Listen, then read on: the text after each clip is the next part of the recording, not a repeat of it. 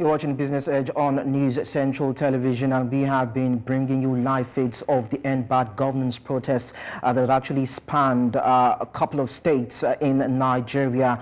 And of course, we used to have our correspondents in Abuja, Lagos, and some other parts of the country. And even as I told you earlier, these we have this particular footage of these protesters that are actually moving and walking down to the Eagle Square, where we understand that there's heavy military presence in that particular axis of the states. Knowing fully well, this is the federal capital territory, a very sensitive a place of power in Nigeria. We now scale it back to Lagos, where we have a security chief, a police chief also talking with the protesters there.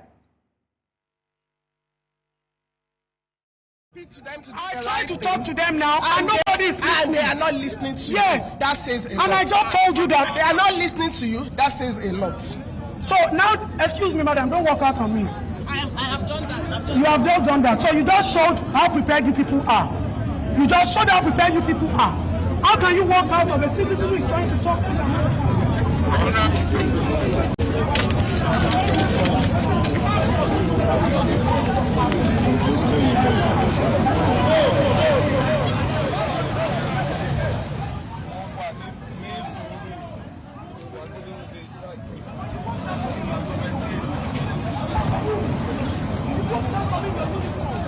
And I'm trying to do that. Our police deserve better. Tell them that. All these men deserve better. Since you are their not family ready, deserve better. Since you are not their ready, family deserve to eat well, live in good houses, drive good cars. Only the head, only the top people are used to the one that about. Our police, everybody deserve better. And you expect that they should know. We are trying to look for a way to beg these people to go.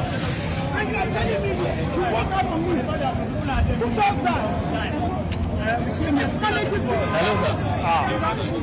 We are mad. We are frustrated. We are ready to die here. Okay. What do you expect? Karina. This is not the first time. Is this what they sent you to do? The people that are eating, are okay. The other people that are suffering. Well, there you have it. Of course, we just saw a bit of misunderstanding between the security chief and one of the faces in these protests at the Lekki toll gate in Lagos. Definitely will continue to engage with our reporters on ground to bring you more reactions in these various places where protests are being held. Not forgetting that we have other reporters in Borno, in Ojota right here in Lagos, Lekki toll gate. We also have Austin Azu in Delta State. Of course, we have Joshua Marai in Abuja to Amadin and all the likes that will be bringing us details as regards this. Now, Oluwaseyi, of course, we have been looking at the reactions of Nigerians. Of course, their expressions and how they've been reacting and how they've been expressing themselves as regards these ongoing protests. We've also seen the police also show a bit of concern, decorum and civility in terms of managing and presiding over the situation to see that it does not escalate. Now, Sheyi, in all of this, we still have a situation whereby the minimum wage of Nigerian workers as it is, which is even part of the reasons why these protesters are agitating, is below the poverty line. Now, $44 as compared to other African countries where we've seen $286 for most especially in the northern parts of the continent. That is, we're talking about, Egypt, Algeria, then we scale it to the Horn of Africa, Kenya, Angola, that are actually paying, something quite appreciable in terms of a minimum wage. Now, when you look at those figures compared to Nigeria, do you think the Nigerian government could have done better within the limited resources that it has? So, like you said, the Nigerian government has limited resources. A higher minimum wage is not the solution to solving poverty, especially not when you look at the structure of Nigeria's labor force. So, according to the NBS's own data, only 12.7% of Nigeria's labor force is in wage employment. So, when you're talking about people who enjoy the minimum wage protection, you're talking about only about 13% of Nigeria's labor force. 87% of Nigerian labor force are self-employed, and you have another 4% who work in seasonal employment like agriculture. So when you now apply the minimum wage or a higher minimum wage to just about 13% of the labor force, that will in no way solve Nigeria's poverty problem. Even if we look back at history, between 2018 and 2022, we know that the minimum wage increased in 2018 from 18,000 naira to 30,000 naira. But between 2018 and 2022, Nigeria's multidimensional poverty index rose from 40% to 63%. So that's to show that a higher minimum wage is not the solution to solving Nigeria's poverty problems. There are other factors that contribute to the economic challenges that Nigeria faces. Okay, before we even look at what are the alternative solutions there to actually dealing with Nigeria's economic challenges, let's look at the spendings of government in the last couple of months in terms of how the government had expended the loans that is actually secured from international bodies compared to how it could have invested those loans and the attendant effect on the economy. Billions of dollars for the refurbishment of the vice president's quarters, the presidential yachts being bought, several allocations for the purchase of SUVs, some other allocations in the tune of billions to the office of the First Lady that is not actually recognized by the Constitution. A lot of other spendings in like sums, and of course how the legislative has actually, expended its own funds allocated to it. That we've not really seen that, have some sort of dimensional change in the Nigerian economy. So would you continue to paint the picture that the Nigerian government does not really have a strong fiscal position to actually power its economy? Well, it's not about painting a picture, it's about what the numbers say. Everyone can have an opinion, but we have to look at what the numbers say. So I agree with you that the spending pattern of the Nigerian administrators, political administrators, let me put it like that, leaves so much to be desired. We see that their priorities they seem to prioritize themselves or things that will make them more comfortable in discharging their duties rather than channeling those resources to Nigerians. But also we have to be objective and also acknowledge that, for example, they have the Youth Investments Fund that they said they're already disbursing funds to support SMEs, and we know about the student loan program that they have said. We know also about the cash transfers to vulnerable households. So yes, if the government had not expended those monies that you have listed, or that you listed earlier, on buying the yacht or a presidential jet or refurbishing or completing the vice president's residence, for example, there would be more resources available to help Nigerians to cushion the effects of certain economic policies on Nigerians. But yes, it's what the numbers say. It's not about painting a picture of Nigeria's fiscal position. Nigeria isn't making enough money. You would even want to question, Oluseyi, if the subnational governments are equally helping the government at the center in this narrative, because we've heard of these loans being disbursed, most especially the 50,000 grants that the Minister for Finance, Wale Edun, said touched about 650,000 households. And we've not really seen Nigerians come out to corroborate that particular claim, saying that they've received these funds. And we've seen these food palliatives that was directed by the Nigerian government, saying that it should be shared across the 36 states of the Federation. And in those states, we've seen that these food palliatives have been cornered, repackaged, and sold. So you begin to even question whether the governments at the state level are actually trying to douse the tension that we're seeing playing out on screens right now. National governments also have a part to play. As we've seen, after the removal of fuel subsidy and the devaluation of the naira, the FAC allocations to state governments and even local governments, now that they're getting their funds directly, have skyrocketed. It has doubled. In fact, so in some cases, more than doubled in some cases. So you begin to question what the subnational governments are doing to cushion the effect.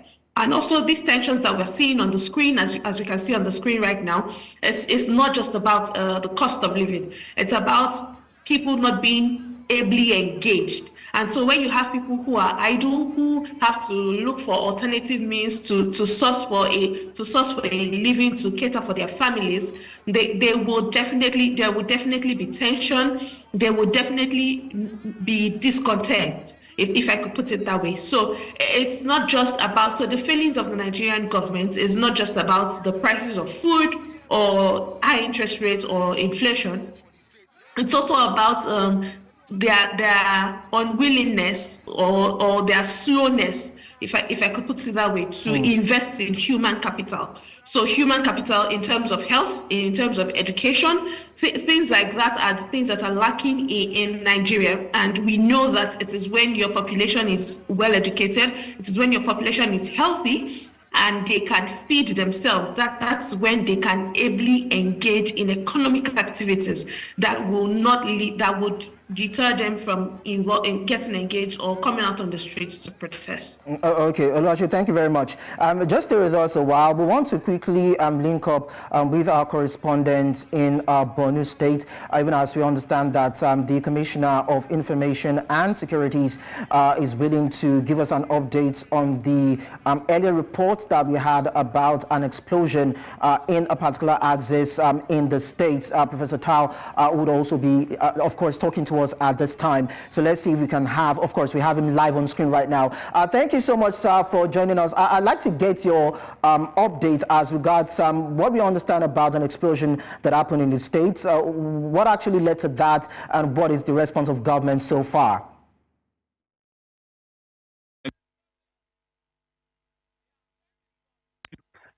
It's calm and peaceful today. We have, please, this is your phone, please. You are getting messages, so it's messing about. Hello? Yeah, you can continue, sir. We're with you. Thank you very much. Maiduguri is peaceful and calm. This morning, we have very few protesters who came out, but our security agencies are on top of the situation. Of course, we are in a democratic dispensation where people are at liberty to protest under the within the confines of the law. However, as a state, we have decided not to support or participate in the protest, but a few people decided to use their discretion in order to come out. And I am happy to report that those few people have been persuaded to return back to their homes. And so Maiduguri is peaceful. We have also realized that some unscrupulous elements with religious sentiments tried to take advantage of the situation by infiltrating the rank and file of the few protesters that have since receded. Thank you so much, sir, for that update. But then I'd like you to speak more about the report around an explosion that we heard occurred in Borno State. We'd like you to give us details, which particular area, and whether it has been contained, and want to believe that there were no casualties. So we want to get your reaction to that. Professor Tar, if you can hear me. There's no casualty whatsoever.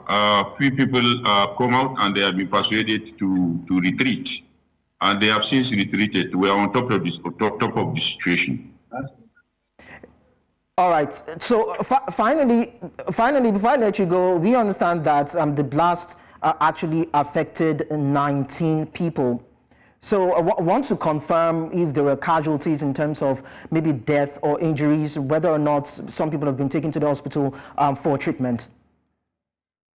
Any death or injuries? We don't have any death or injuries. I am with some security agents right now, and I have been informed that. But we are just, Professor Tar, we're actually showing this video or this footage of people who were actually impacted by the blast in Borno State. 19 dead, according to what we heard, 15 injured as a result of IED explosion in Kawuri, to be precise. So I'd like you to be very factual in terms of these details so that we can have a concrete information from you. Thank you very much. That is a different situation altogether. Last night, midnight, some Boko Haram elements attacked a village called Malari in Konduga local government area, where by the roadside, people who were eating, buying food at the food vendors' place, and they were attacked by a suicide bomber. And we unfortunately got some injuries, and a few people died, but all the injured people have been relocated to Maiduguri for treatment, while those who lost their life, unfortunately, have been buried according to Islamic injunction. This is exactly what we are talking about. If we allow this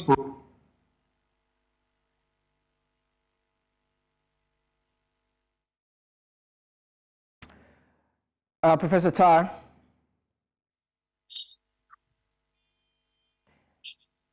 Hello, Professor Tar. Yes, go ahead, please. Yeah. Yes, I said that is exactly what we are talking about.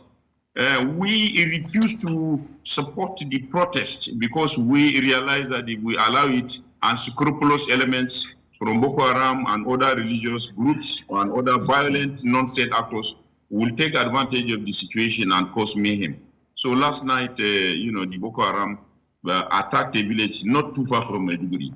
And unfortunately, we lost some lives, and injuries. But we are on top of the situation generally. Our condolences go to the families of those who are affected by this unfortunate incident. Okay, so when you say you are, Professor Tar, when you say you are on top of the situation, I'd like to find out in what terms, what you mean, because I want to believe that there should have been security intelligence or intelligence gathering, as regards even this protest, as it were, to be able to nip or to be able to identify would be violators or those who are hoping to infiltrate these protests, to nip them even before they carry out their nefarious acts. So, so when you talk about being, on top of the situation, is it proactive? Are you being proactive about it or being remedial?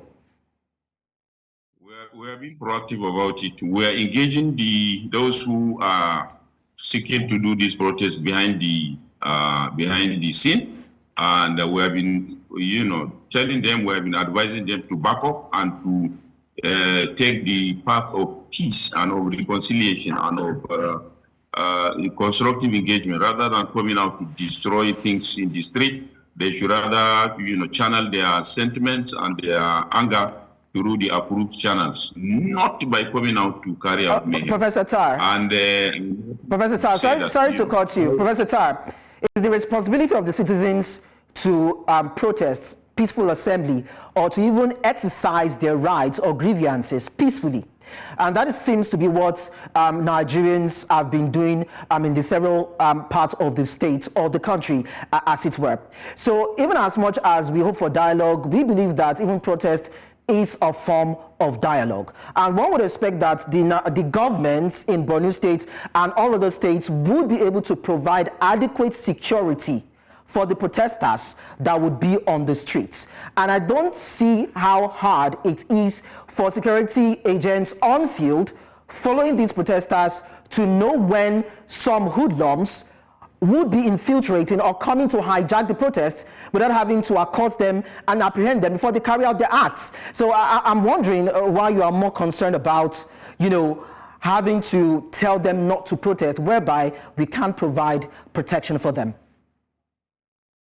We live in a democratic system. People are free to come out and do their protest. But we also, democracy also allows for constructive engagement and for dialogue. What I am saying is that we sat as a state and reviewed our situation coming out of 10 years of insurgency, and we decided that allowing people to join the protest is not in our collective interest. But if people refuse and want to join the protest, we will use democratic means, legal means, in order to, in order to address the situation. That is exactly what I am saying. As I said earlier, Borno is coming out of 10 years of insurgency. We are rebuilding. If we allow the, the protest to go on, we have intelligence to the effect that Boko Haram will take advantage of the situation. Some religious, violent non-state actors will also take advantage of the situation. We are acting on intelligence, and we are persuading the protesters not to allow those violent elements to take advantage. That is exactly what we are telling them. And as you can see, this morning, the few that came out, there are, I don't want to mention the name of the organization, but there is an organization whose rank and file.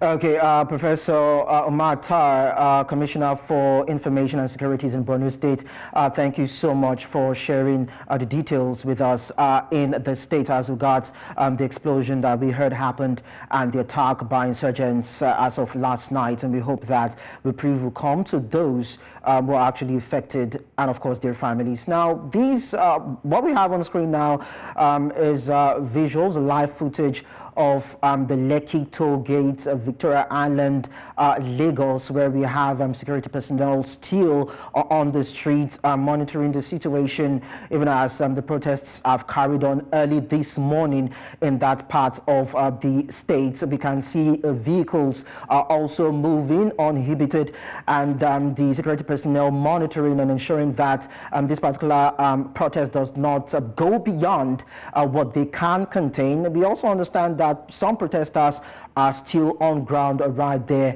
converging and continuing to actually show their agitations to how the government has actually gone in the last 1 year, or how governance rather has actually gone in the last 1 year by the President Bola Ahmed Tinubu. So we'll continue to engage with our reporters in several parts of the country to continue to bring you footages, of course, in those areas where we have protests. We will definitely bring you updates even as we, of course, bring you our news bulletins and engage with more of our reporters on ground. So you want to stay with News Central Television even as we bring you up to speed with the End Bad Governance protests that has actually of course, engulfed the country, hoping fully well that it will be peaceful. It's meant to elapse on the 10th of August. It started today, and we hope that protesters and security personnel will be able to sustain that momentum of decorum and civility as this bears on. My name is Lekon Obanjo. Thank you so much for joining us on Business Edge. Enjoy your day, and to stay with us, we have more coming your way.